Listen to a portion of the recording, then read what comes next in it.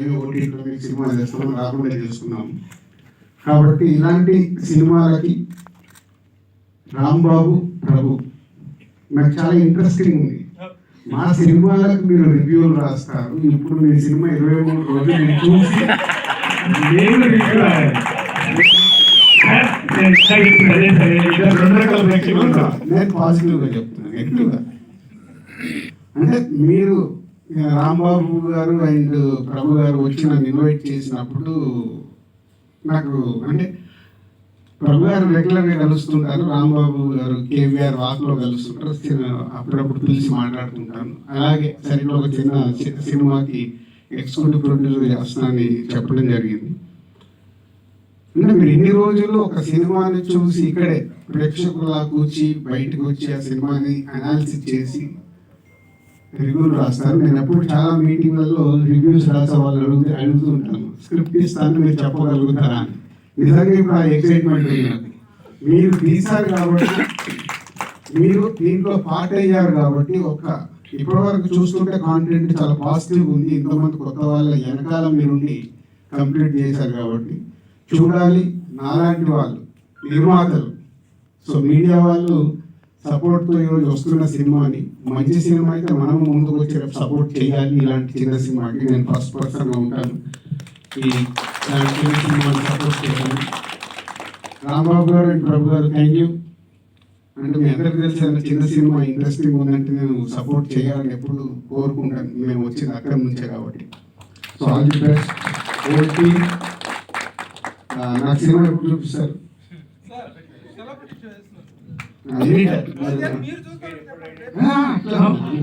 Celebrity షోకి వస్తారు రాజు గారు. ముందు చెప్పండి, చూసి నేను ఆ రోజు కూర్చొని సినిమాకి రివ్యూ రాస్తాను.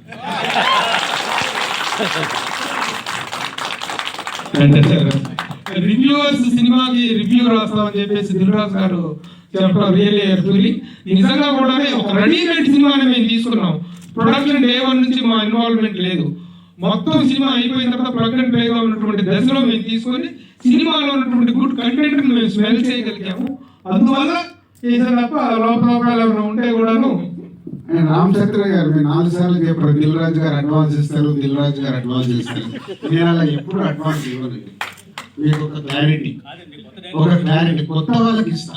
కొత్త వాళ్ళకి ఎందుకంటే సినిమా బాగా తీసాడు కదా, సక్సెస్ అయ్యాడు కదా, ఆయన వెనకాల వెళ్ళి సినిమా తీద్దామని నేను ప్రయత్నం చేయనండి. నిజంగా టాలెంట్ ఉంది అబ్బాయికి, నిజంగా ఈ షార్ట్స్ అవన్నీ బాగున్నాయి.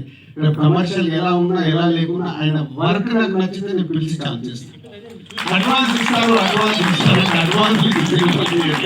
మళ్ళీ అదే అడ్వాన్స్ ఇవ్వను.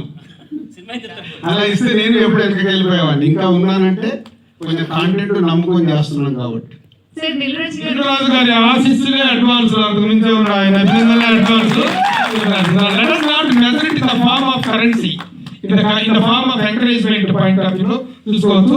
Now I think thank you sir, the great director. ఒక్క అక్కినేని నాగేశ్వరరావు గారితో తప్ప all present generation all stars తో వర్క్ చేసినటువంటి one of the legendary director Nageswara Rao గారు. రామారావు గారితో సార్ కూడా ఒక 2 రోజులు షూటింగ్ చేశారు.